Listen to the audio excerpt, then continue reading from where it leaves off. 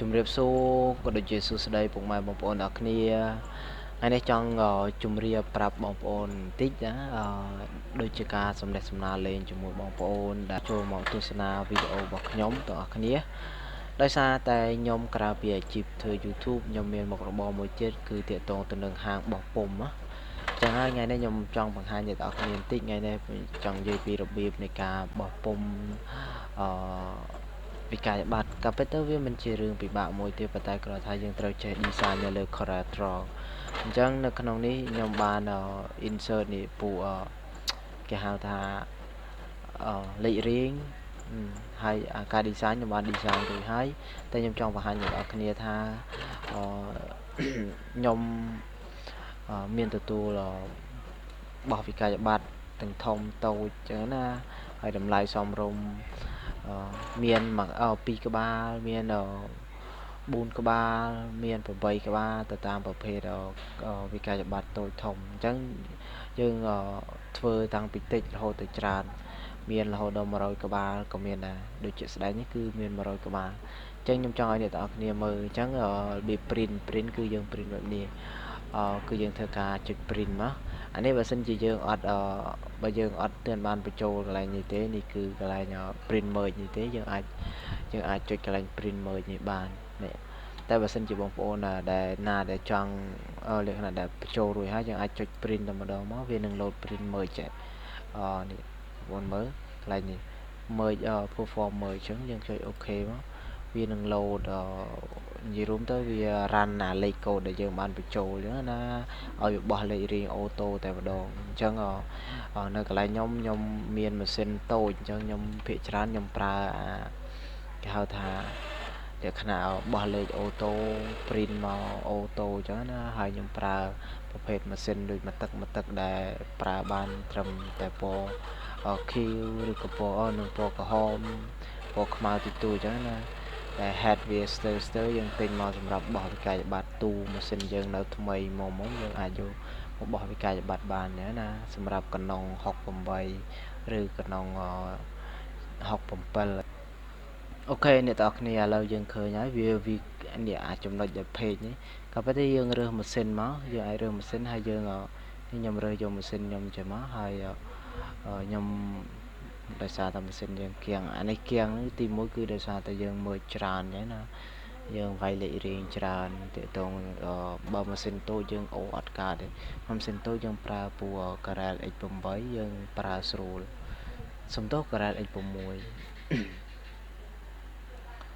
ស្នេហ៍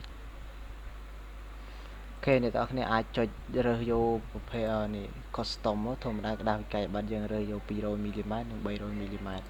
អូខេអញ្ចឹងសម្រាប់ខ្ញុំក្តារវាប្រឈោអញ្ចឹងខ្ញុំយក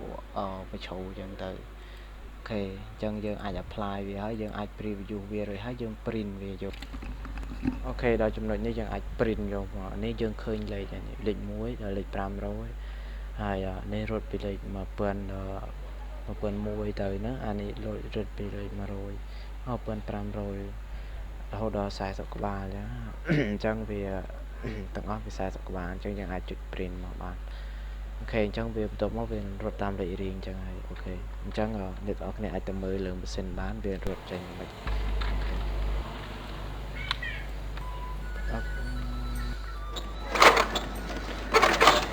យើងសុំលីស្រីវិចាមកបង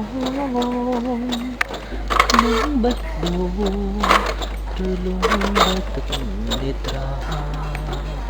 អមទៅភ្នំចៅស្រែចំការមិនកំណត់វេលាអូនវិលមកវិញទីចិត្តប្រែស្រំដាំអូនមិនឃ្លាតទៅចាំណាពើនឹងពេញដោយស្មា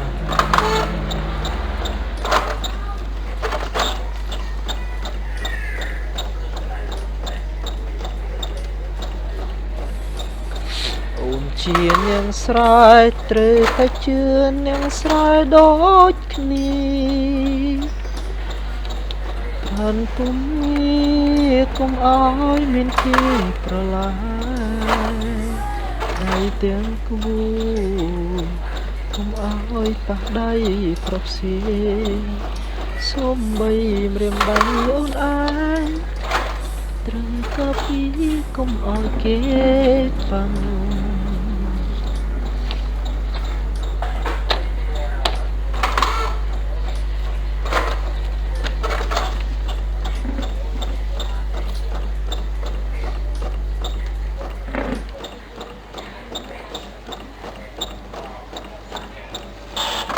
អូខេ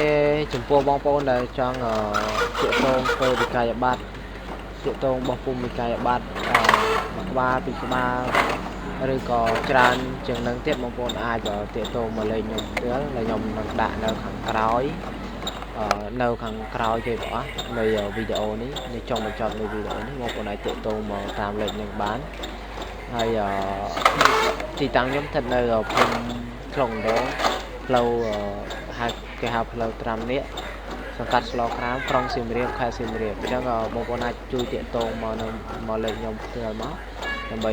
ងាយស្រួលក្នុងការបង្ហាញពីសេវាកម្មនិងឲ្យកាន់តែច្បាស់អរគុណ